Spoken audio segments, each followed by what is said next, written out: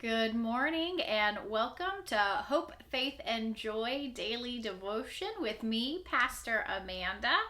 And today we are going to take a look at chapter 8 of the Gospel of Mark. We find that in this chapter we begin with another feeding story, but instead of 5,000, this time we're going to feed 4,000. And what I kind of picked out of this today is this kind of beautiful moment when we talked about before needing resources, trying to have your plan in advance. But again, Jesus is like, no plan, just what do we have? What do we have around? And then somebody says, oh, well, we've got 7 loaves of bread. And so Jesus, what does he do? He doesn't say, is that all we have? Or can we get more? He simply says, I'm going to give a blessing. Give thanks to God for what we have and go out and give the bread. And then it's kind of like somebody checked the pantry, because then all of a sudden it says then they came up with also a few small fish. And so what does Jesus do again? He gives thanks to God, blesses this, and says go and give it. And then of course they collect leftovers, like an impossible amount of leftovers. And I think it's so important that when we think about doing ministry together, that sometimes you just have to look what's in the pantry and give thanks for what you have and say, all right, this is what we have. Let's start doing it. And so often what we find is that we end up still having leftovers. I cannot tell you how many Methodist meals I've been to. And even when it looks like a small amount of food showed up, there seems to always be leftovers. And so we give thanks for what we have, and then we do our ministry.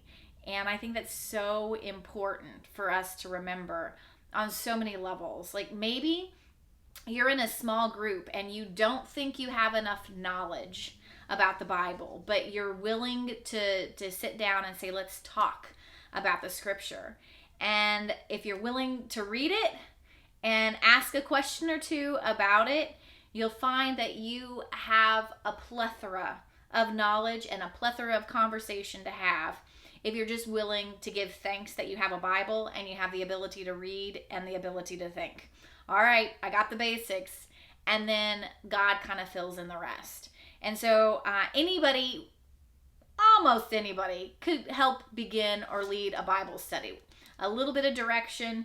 And so you just got to give thanks for what you have and dive into it is what I get from that particular story this morning. And then what we find. So Jesus has just now fed 4,000 people. Previous chapters, he has raised people from the dead. He has cured deaf people and blind people. And he's done all this work. And then the Pharisees come up to him asking for a sign. We would like to have a sign for you to prove that you're the Son of God. And Jesus is like, you're testing me. So it's like the devil has kind of come back through the Pharisees. And Jesus is like, you're not testing me. If you have not gotten a clue from everything else that I have done, then it's your own problem. Like Jesus is at the point where it's like I have provided you with signs and all of this, and you're still unwilling to see it. That I can't do any more for you. You're like asking me to do a magic trick, and being the Son of God is not magic. And so it's like Jesus kind of just leaves them in the wind. See you later, he says.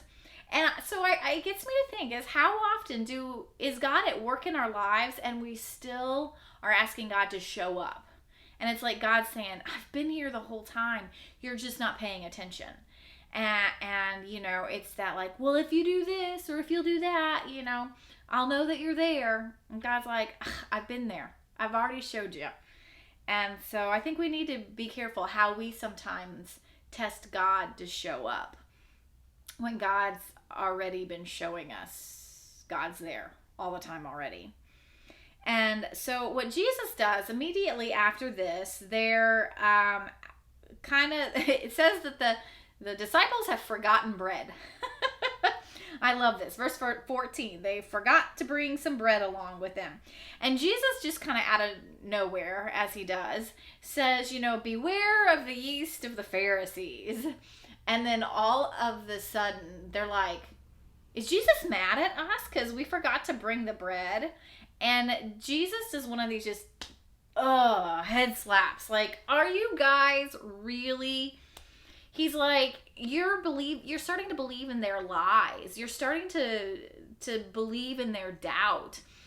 He's like, we just fed 4,000 people. Like, are you really worried about bread?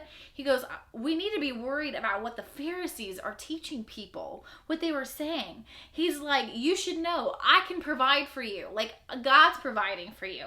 But the moment that you start doubting and you start questioning in unhealthy ways, then you're just like the Pharisees.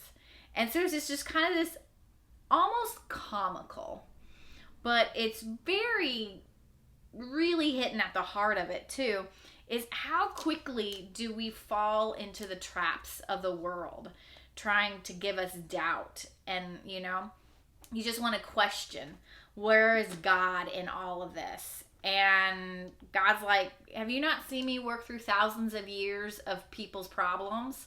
Like, I'm here. Just keep up the faith. And so kind of as Jesus ends in verse 21, do you not yet understand? I hear Jesus crying to us today in our situations. And so we find that Jesus then continues on.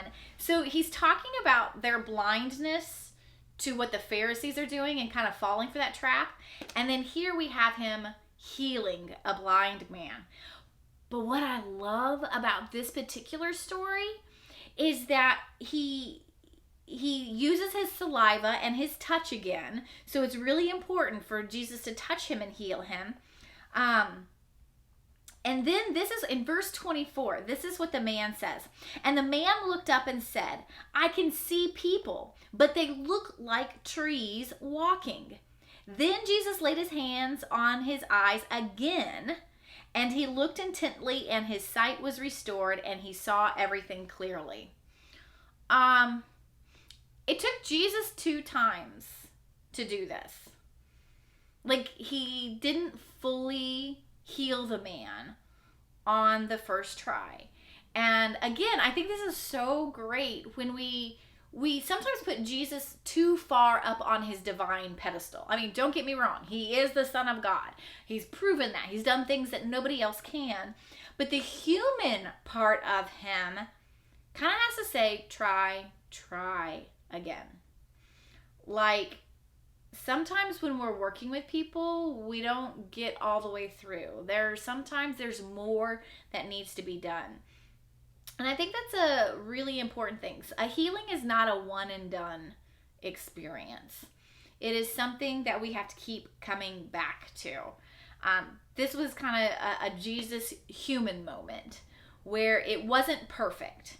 And so he had to do it again. And probably learned something and made him wiser in his healings along the way. But it's really neat to see that even Jesus had to do it like twice to make it stick, so to speak.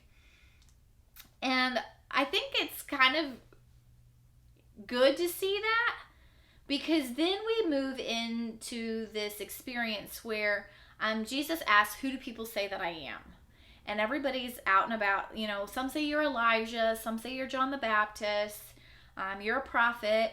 And then Jesus says, well, who do you say that I am? And Peter goes, well, you're the Messiah. You're the one who's come to save our people. And then so Jesus decides to start telling them about what's going to happen to him, to the Messiah, and how he's going to be rejected and how he's going to be killed. And Peter goes, no, that's not what's going to go on here. You're not going to be killed. And it's Jesus having to teach him again. No, like, get behind me. You're trusting the Pharisees' yeast again. And you've got to, he's like, Jesus is having to heal Peter time and time again. You're misunderstanding, but he keeps working on him. And so we just see this kind of ongoing where Jesus's healings kind of reflect in how the disciples are learning. And then, of course, that's a reflection on our spiritual journeys of how we have to, our blindness is like in stages, become more aware, and how even when we are really close with Jesus, we can still misunderstand Jesus, and we have to continue to recognize when are we falling into the traps of the world, and then when are we able to see the Spirit more clearly. And so Jesus just kind of says that you're going to continually have to, bear this cross and take up this cross and be okay about learning and growing and making mistakes, because that's what's maturing in your faith is. It's about learning from your mistakes. And if I can just have a moment extra with you this morning, quickly to just make you think, I think this is an area in our world right now that we need to be aware of, is that maybe we've made a mistake at not noticing our white privilege. And a strong, healthy, vulnerable, humble Christian will say, maybe I didn't fully understand, and I need to take some intentionality in understanding my privilege. If you're white, right there is Christians are not all white. Christians are every color, every nation, everything. So, but if you are a white Christian, maybe we need to have our blindness. But it takes humility, vulnerability, and strength and courage. And I think this is what that's maybe the cross we need to pick up and bear right now, to admit maybe we've not seen clearly for what the past has held. But it doesn't mean that we can't transform. We can experience the world better. So, that's just my thoughts for today. I know I went long today, so thanks for sharing with me. And I look forward to seeing you tomorrow as we continue into chapter 9 of the Gospel of Matthew, or Mark, the Gospel of Mark. So have a wonderful day. Thanks for joining me with Hope, Faith, and Joy Daily Devotion.